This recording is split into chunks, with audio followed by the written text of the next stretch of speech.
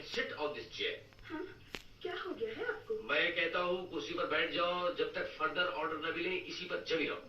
देखो तुम्हें तुम्हारे पीहर की कसम है। बैठ गई? सुना, आज मैं अपने हाथों से तुम्हें खाना बनाकर खिलाऊंगा, ऐसा कि जीभ जो है ना वो चखाने ले ले। हाँ, और खाना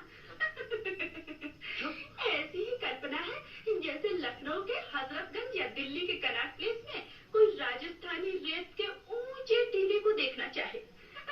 हाय हाय, क्या जालिम उपमा दी है तुमने।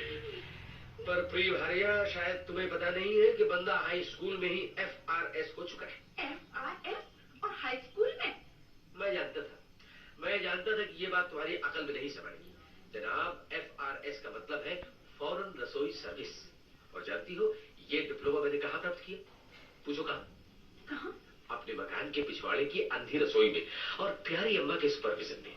क्योंकि जब भी वे बीमार पड़ती तो घर की इकलौती मर्दानी जनानी एक ही संतान होने के कारण ये सौभाग्य बावजूद को ही प्राप्त हो जाता था।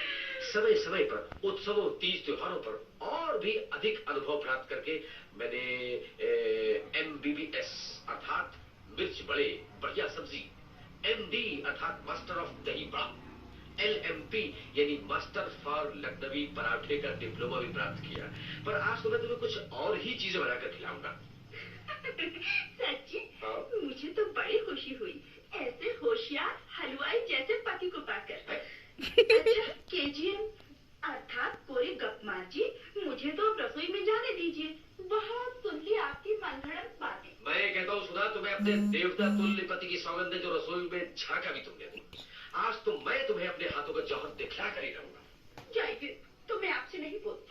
शांत शांत बुद्धिहीन नारी क्रोध पतन का मूल है। नारी का आभूषण तो सहनशीलता है। खैर, तुम भी क्या याद रखोगी। चलो हम अपनी कसम में थोड़ा सा संशोधन कर देते हैं। तुम बुलाने पर रसोई में प्रवेश कर सकते हो। हाँ, तो प्राचीन काल की वीर सूरमाओं की बहादुर पत्नियों की तरह कुमकुम रोली न सही अपनी मुस्कुराहट से मेरा मार्ग प्रशस्त करो। व्हाट? No reply? खैर, नेवर माइंड।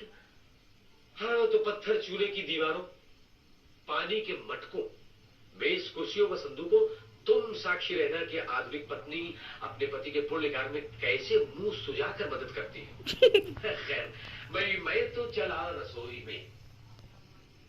एक बंगला बनेगा न्यारा, एक बंगला बन। अरे भाई सुधा, मैंने कहा दिया सलाई का रखी है। अच्छा रहने दो, मैं खुद ही ढूंढ लेता हूँ। ओफो, दिया सलाई भी प्रेम पत्र की तरह से अंदर छिपा कर रखी है। अरे निकल। हाथ तेरे की बिस्मिल्लाह, ये खराब हो गया। अजी, क्या गिरा? गिरा मेरा सिर।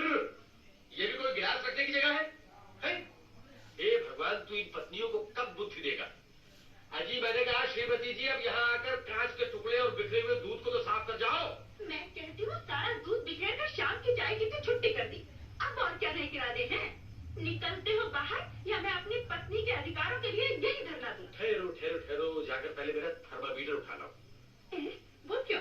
इसलिए कि मैं तुम्हारा टेम्परेचर देखना चाहता हूँ, जो इस रसोई की भयंकर गर्मी में भी नॉर्मल रहता है। Oh my god, it is terribly hot here. Hi जी, मैं आपसे विनती करती हूँ, आप बाहर निकल आइए। अरे भाई, मैंने कहा सुधा, मैं लौकी की पकौड़ी, आलू बैगन की सब्जी, चावल का पुलाव और पूरियां बना रहा हूँ। तो भाई ठीक है ना? अरे हाँ तो कर दो भली मानस। मैं कहती हूँ मुझसे बात न करो। न जाने कौन से कर्मों का फल मिल रहा है जो महीनों क्या बरसों में आज अस्पताल से घर जल्दी आए और आज के दिन भी अपनी अकल का पोस्टमार्टम करने लगे। हाय हाय, सच सुधा, तुम्हारी उपमाएं तो जानलेवा होती है। जी चाहता है कि वहाँ आकर। खैर सुनो, और चीजों के साथ रतालू का हलवा कैसा रहेगा? रतालू का हलवा। क्या कहा? रतालू का हलवा? भगवान तुम्हें सुबुद्धि दे। अरे बस, आदमी और औरतों में इतना ही तो अंतर है कि औरत जिंदगी भर एक ही लकीर को बड़े मजे से पीटती है, जबकि पुरुष नए नए प्रयोग करना चाहता है। मैंने कहा क्यों जी, ये रतालू के हलवा बनाने पर मना कर देता है कि प्यारी बहनों, मुझे केवल सब्जी के रूप में ही भगवान ने भेजा है। अगर मेरा कुछ और बनाया गया तो मैं उठकर खड़ा हो जाऊंगा। की जन्मपत्री में केवल सब्जी बनाना ही लिख दिया है। अब मैं तुम्हें क्या नए विचार दूं, बीच में ही तुमने टोक दिया। नहीं तो मैं तुम्हें भिंडी का भुर्ता, अरे करेले की खीर, बैंगन की मीठी मीठी चटनी, प्याज की गुलाब जामुन और शलजम की खिचड़ी आदि बनाकर नई नई चीज खिलाता, समझी? हे भगवान, तुम्हारी बातें सुन सुनकर मैं अब से पागल हो जाऊंगी। अरे पागल हो जाऊंगी तो बंदा तुम्हें बिल्कुल ठीक कर देगा। भाई अस्पताल में हम करते ही क्या है। खैर छोड़ो जी, नई बात सुनकर तुम पागल होती हो तो हो, मैं बिल्कुल ऐसी बातें नहीं करता हूँ। तुम्हारी छोटी बुद्धि में मेरी बातें समा भी नहीं सकती है। अरे भाई सुनना, मैंने कढ़ाई में तेल गर्म कर दिया है और पकौड़ियों के लिए बेसन तैयार है। ये